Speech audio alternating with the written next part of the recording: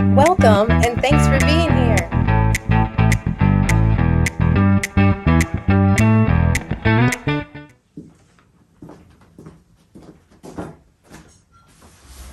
Hi, welcome back to the channel, to another support video. In this video we are doing American Rumba 5th position breaks and I'm going to go over different frames.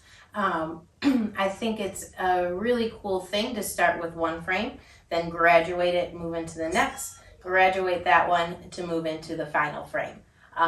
If you follow this order, it will create good habits for you, okay? And it starts at like beginner, intermediate, and advanced as well. So it's a good roadmap for you, okay? So I've already covered in the live sessions how to execute, how to lead, how to follow, how to do the 5th position breaks with a beginner ending, okay? So find that video if you have no idea what I'm talking about first and take a look at that. Now, when we do our half box, right? So just kind of show the leads part here. We're doing half a box with our feet, and then we're taking an extra side step, and that's where we're going to start executing our 5th position breaks, right? Now, the 5th position breaks, right? We open up from our partner a little bit.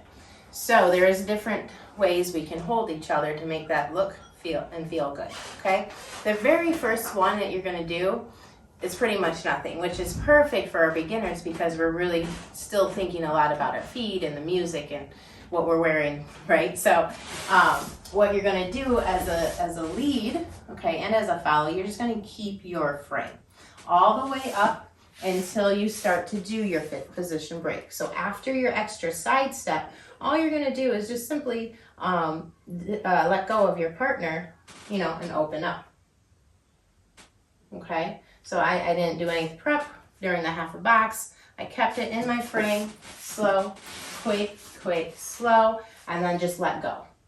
Okay, let me do it from another angle here. So slow, I'm keeping my frame all the way to the side step, and then when I do the 5th position break, I just let go. Okay, which sets you up really nicely when you come back to the center. You kind of have your elbows up here, okay? And you're gonna slide right underneath the lady's arm. She's gonna come on top, just like you were on this other side, right? When we first started, you have this arm around her, and you open up, her arm's on top, okay? So when you go to the other side, you just put your left arm there, open up, right? Now you have this arm free. I suggest and highly encourage not to drop it, okay? That creates bad habits in our posture and in our lead, okay? So just leave it up. After the 2nd, 5th position again, come back side, and again, you're hooking underneath, okay? In an open position, right? So we're connecting. I'm putting mine down so that you can clearly see. I'm connecting on my left side and then my right side, right? My left side and then my right side, okay? So I do my half of a box, nothing happens because I'm just lucky I'm staying with the music because I'm a beginner, right? And I open up, I slide under, I'm sliding under, okay? So that is option 1 and what I highly recommend for beginners, okay? Option 2 starts to teach the lead and the follow how to move the arm into a different dance position or the frame into a different dance position while the feet are moving, which is something that you'll need to do as patterns get more and more advanced or intricate, okay? So for the leads here, what you want to do is during the first half of the box and the side step, that slow, quick, slow, you have that much time to get your left hand from frame position up here down to a swing position where you're holding her hand with her hand on top, okay? Your thumb's on top, but your hand's underneath, like this. Okay, this is lead, this is the follow.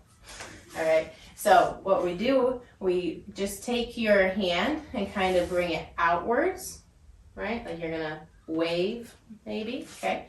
So you're gonna take it outwards and her hand's gonna follow yours, okay? And you're gonna rotate your fingertips inwards so that you can take her hand, okay? So I hope you can see my hand. I'm going down and then I'm bringing my fingertips underneath. Do that again.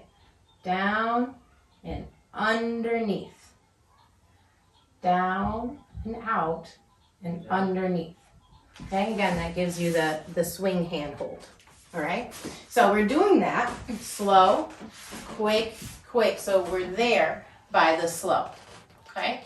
That way, when we go to do the fifth positions, we are still in complete contact with her, which is a good idea because we don't want to spend too much time opening up really far, okay? Because technically, when you start doing your Cuban motion, you won't be doing that. So we don't want your body to get too used to doing that, okay? So once you feel you have just the easy frame one down, you want to graduate yourself so you start preparing for the other things and good habits into this swing hand hold, okay? You'll keep the swing hand hold for the first